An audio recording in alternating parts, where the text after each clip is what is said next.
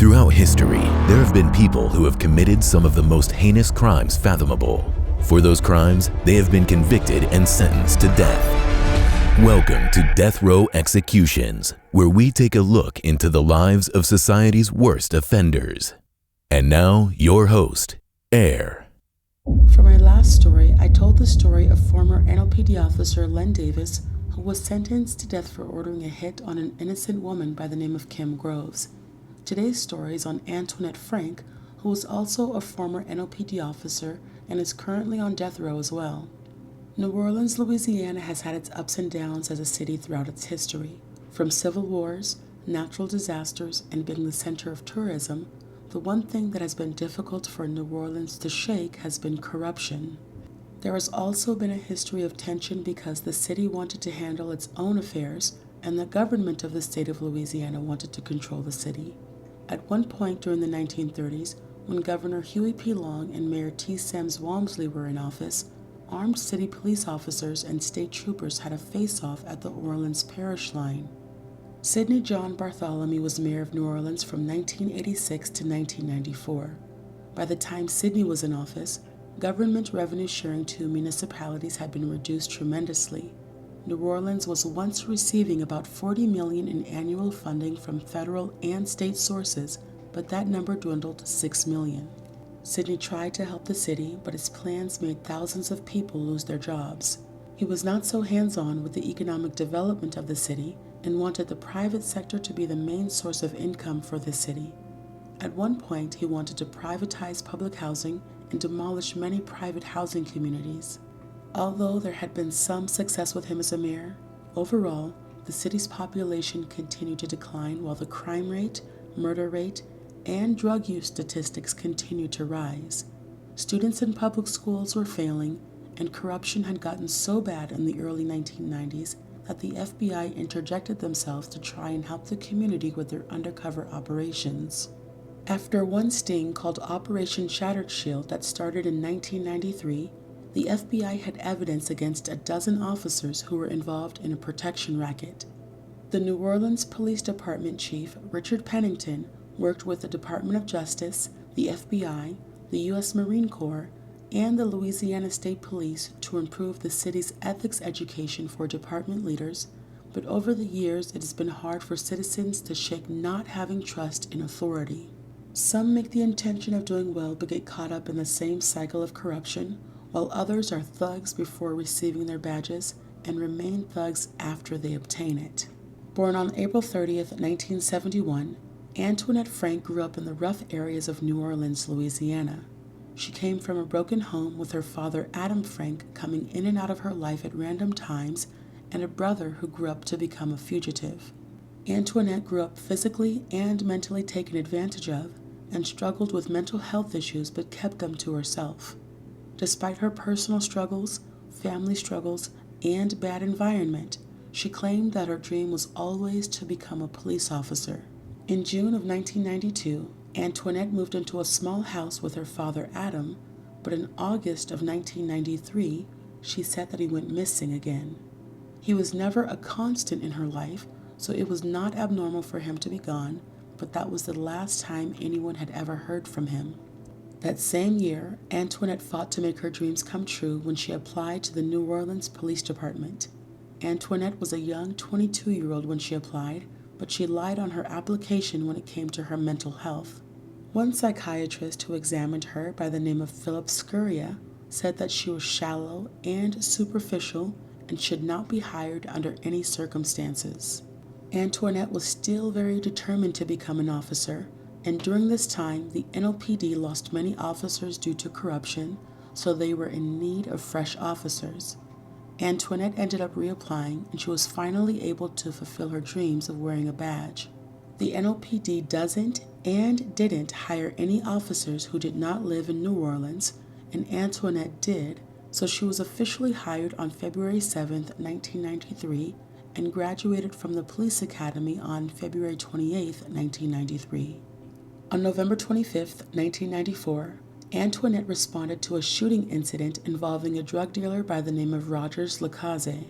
For some reason, Antoinette grew fond of Rogers and they continued to communicate and socialize despite what he did for a living and the circumstances under which they met. Rogers grew sick from lead poisoning at one point, and Antoinette took care of him. Antoinette's fellow officers later testified that they witnessed her driving Rogers around in her police vehicle while she was on duty at the scene of an accident she was supposed to be investigating. On another occasion, she allowed Rogers to accompany her on a complaint call and introduced Rogers as her trainee. Sometimes she would even claim that Rogers was her nephew, but anytime anyone decided to press the seriousness of their relationship, Antoinette would just respond by saying she was trying to help him out. In actuality, Antoinette did not feel like Rogers was a relative at all, and the two started a sexual relationship. They would engage in sexual intercourse in the back of her cruiser in alleys or sketchy areas. Sometimes these areas were where Rogers would be selling crack. With sex came love, and Antoinette fell for Rogers quick. She had been asked at a later date why she continued talking to Rogers when she knew of his criminal history, but she said that she was able to dissociate herself from him and his past. On February 4, 1995, Rogers attended a party with two attendees of the party being John Stevens and Anthony Wallace. Rogers was having a verbal altercation with John Stevens, so Anthony Wallace suggested that Rogers leave the party. After Rogers left the party, Anthony and John ended up leaving the party as well and drove a couple of blocks away from where the party was being held. After a short while, Anthony and John were pulled over by a police car. Out of the vehicle comes Antoinette Frank, who was in her police uniform. She instructed the men to get out of the car and stand in front of the trunk area. Anthony said that he noticed Rogers was also there and had a weapon, so he rushed Rogers. Anthony and Rogers began fighting, and then John jumped in. After John got in on the fight, Antoinette joined as well. Next thing you know, a gun goes off and John starts running away. A bystander by the name of Irvin Bryant, who also happened to be a civil sheriff, grabbed Anthony and Rogers, breaking up their fight. Right before Irvin was able to grab Anthony, Anthony had picked up a Tech 9 semi-automatic gun out of the grass. He demanded Anthony drop the gun, and Anthony listened right away. Irvin thought he was helping a good cop, so when Antoinette told him that Rogers was the good guy and instructed him to release Rogers, he listened. She said that the other two were the ones who were causing problems. Irvin let go of Rogers and continued to hold Anthony down until backup came. Anthony Wallace was eventually arrested and charged with attempted murder and armed robbery, while Rogers was never questioned by police and never gave a formal statement. While Antoinette was busy building up her corrupt credentials, she was also working part-time as a security officer for a Vietnamese restaurant called Kim An. The Vus were a kind family that ran the restaurant. Their children Quang, Ha, and Chow loved Antoinette. The whole family showered Antoinette with gifts, and any time she asked for something, the Vus had no issues giving it to her. On March 4, 1995, Antoinette and Rogers went to Kim An's twice that night to eat some free leftover food. Chow was working that night with her siblings, and she let Antoinette and Rogers out, but she was unable to find the front door key. Working as security that night was Antoinette's old partner, Officer Ronald Williams II. It was getting late, and it was slow, so the Vus were getting ready to lock up and call it a night. Chow was still unable to find the front door key, but still decided to pay Officer Williams and let him leave for the night. She walked back to the kitchen to count the money and then entered the dining room to hand Officer Williams the money. She then noticed Antoinette and Rogers returning for the third time. Chow's instincts told her that something was not right, so she ran back to the kitchen and hid the money she had in the microwave. The reason why Chow was unable to find the key to the restaurant was because it was none other than Antoinette who had stolen it. With the stolen key, Antoinette unlocked the front door and walked right in with Rogers. They walked past Officer Williams and pushed Chow, her brother Kwok, and another employee into the doorway of the restaurant's kitchen. Officer Williams felt uneasy and followed the couple, asking them what they were doing. As soon as Officer Williams addressed the situation, shots were fired. Antoinette went back into the dining room, and this gave Chow and Kwok enough time to hide inside of the rear walk-in cooler that was located in the kitchen. The shots that were fired came from Rogers. When Antoinette had walked the employees to the hallway, Rogers had stayed behind in the dining room, so when Officer Williams walked closer to Antoinette, it left Rogers behind Officer Williams. Rogers shot Officer Williams from the back, and it instantly paralyzed him. Rogers shot him 2 more times, and Officer Williams died right then and there. As mentioned before, Chow and Kwok were able to hide in the walk-in cooler, and they turned off the lights in the kitchen before heading there. Unfortunately, their siblings Ha and Kwong were in the dining room sweeping when Antoinette and Rogers walked in. Antoinette began looking in areas where the Vus usually kept their money, but could not find anything. The couple yelled and demanded to be shown where the money was, but Ha and Kwong did not know where Chow hid the money. Kwong was pistol whipped and shot 6 times. Ha was shot 3 times.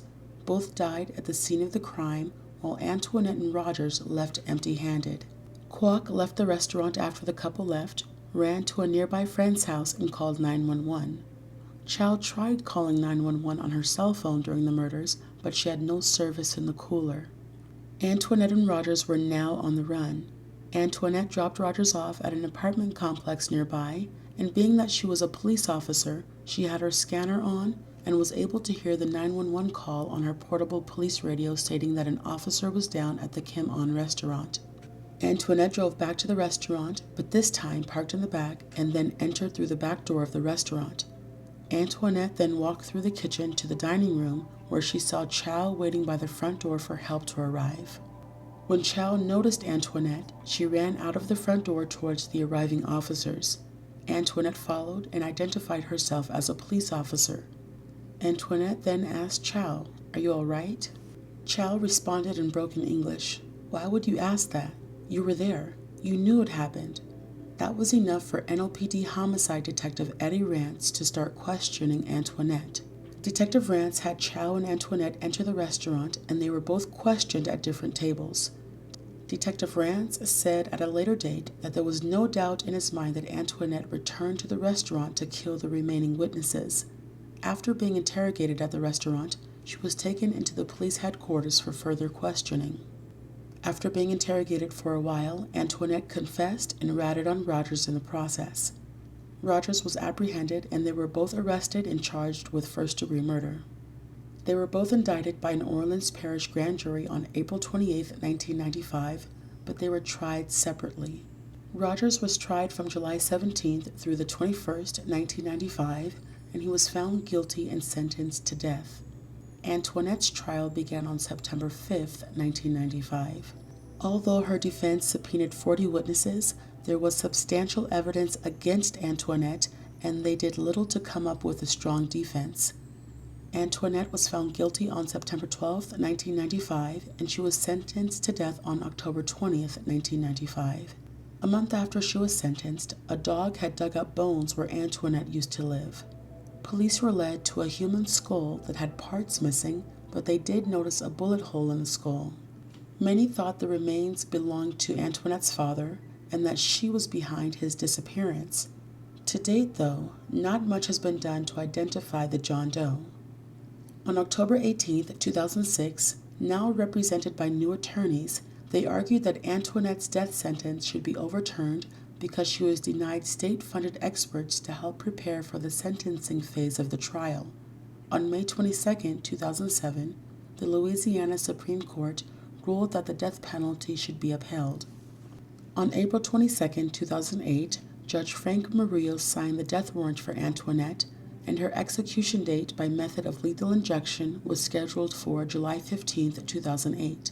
When May came around, the Louisiana Supreme Court issued a 90-day stay of execution pending ongoing appeals. After her 90-day stay was over, a second death warrant was signed by the same judge. On November 25, 2008, the Louisiana State Supreme Court made the decision to cancel the death warrant signed by Judge Murillo again due to ongoing appeals. Antoinette fought for Judge Murillo to be taken off of her case because he had signed her death warrant twice. At first, her request was denied, but in 2010, it was ruled that Judge Murillo had to be recused from the case because it was unclear if he had been open with the defense teams about his own connection to the gun used in the restaurant murders. Antoinette is currently one of 2 women on Louisiana's death row at the St. Gabriel, Louisiana Correctional Institute for Women. Rogers claims that he is as innocent as the victims who died that unfortunate night, but he is also on death row, but in Angola, and while on death row, he received a short letter from Antoinette that read, "Stick to your innocence. I'm proud of you. God keep you." In a quote from Murderpedia, initially the Vu family's restaurant in New Orleans East remained opened at the site of the tragedy. Hurricane Katrina damaged the restaurant in 2005, and post-storm looters stole jewelry which Ha and Kwong had been wearing when they were killed. After that, Kwok and his mother sold the old location and reopened in a new city where they felt much safer. And now for a discussion and question time. If you lived in a city where a cop is behind the murder of your family and a majority of the officers in the precinct are corrupt, do you think that you would feel more safe having people in the community handle your affairs? Is that why some say snitches get stitches? Is that the reason for having street code? Wouldn't it be a never-ending cycle of the same things and the same negative feelings towards the people who are supposed to protect and make you feel safe? Living in a city that has always made its people feel unsafe? What do you think needs to happen in order for those people to feel safe again, to have trust again? Let me know what you guys think in the comments below. My second question is, if a cop or judge is found to have gotten people in trouble based off of lies, do you think their past cases should be investigated? The situation where Antoinette defended Rogers and had an innocent man locked up while her boyfriend didn't have to be questioned at all is crazy. I believe that her past arrests should be investigated.